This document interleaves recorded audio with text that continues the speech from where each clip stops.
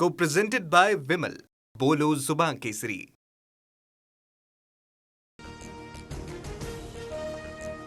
उद्धव ठाकरेंकडून रामरक्षा आंदोलनाची घोषणा। अब हिंदू माफ नहीं करेगा, राम मंदिर लुटणारे देशद्रोही, उद्धव ठाकरेंचा भाजपवर हल्लाबोल।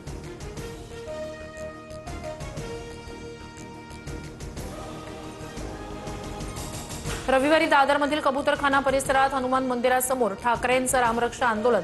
रामरक्षा हनुमान चालीसा म्हणून राज्यव्यापी आंदोलनाची सुरुवात करणार। सर्व हिंदू आणि राम भक्तांनी आंदोलनात सहभागी होण्याचं आवाहन। राम मंदिराच्या दानपेटीतील चोरीचा पैसा पक्ष फोडाफोडीसाठी वापरला जातोय। भाजप ऑपरेशन राम मंदिर राबवतंय का, उद्धव ठाकरेंचा आरोप। उद्धव ठाकरेंना आता राम आठवतोय, अद्यापही हिंदुत्व जिवंत आहे हे दाखवण्याचा ठाकरेंचा प्रयत्न। भाजप आमदार राम कदम यांची टीका। उद्धव ठाकरे नमाजऐवजी रामरक्षाची आरती घेतायत, त्यांचं अभिनंदन। मात्र ज्या विषयासाठी ठाकरे आरती घेतायत त्यासाठी पंतप्रधान योगी आदित्यनाथ सक्षम, देवयानी फरांदेंचा टोला।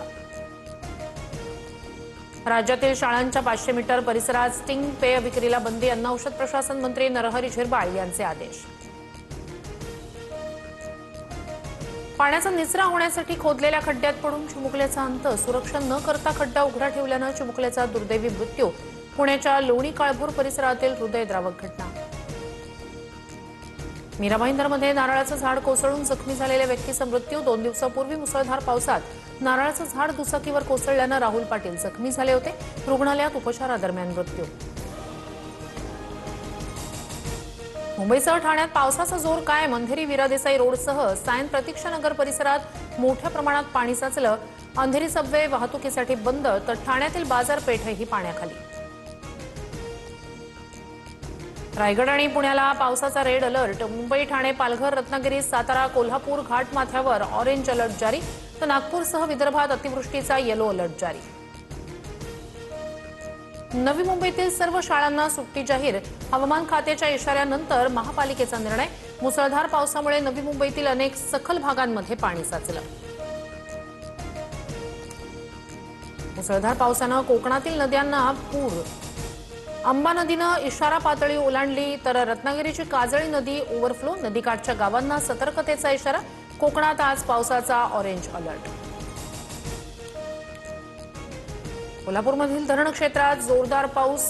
जिल्ह्यातील 3 बंधारे पाण्याखाली। पंचगंगा नदीच्या पाणी पातळीत वाढ।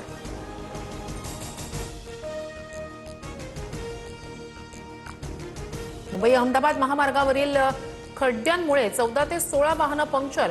संबंधित वाहनं एकमेकांवर आदळल्याची माहिती समोर। महामार्गाच्या दुरवस्थेमुळे नागरिकांना प्रचंड मनस्ताप।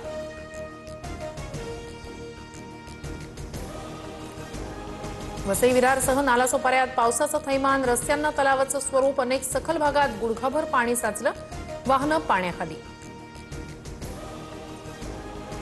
एफडीए आयुक्त तुकाराम मुंढे यांच्या विभागानं केलेल्या कारवाईवर हायकोर्टाकडून प्रश्नचिन्ह।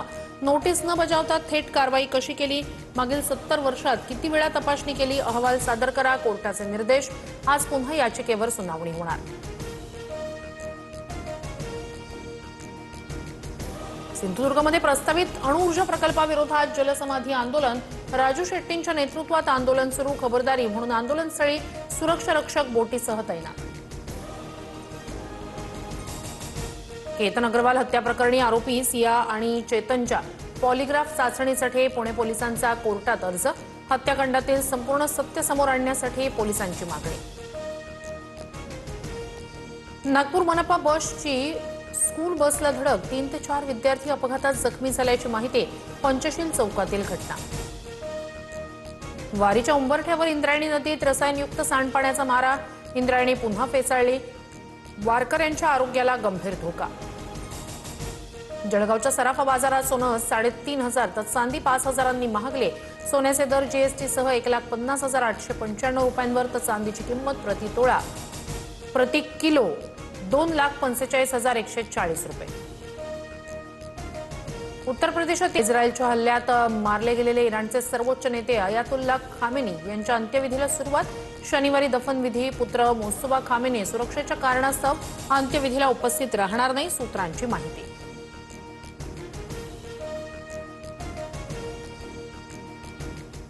Co-presented by Vimal. बोलो जुबान केसरी.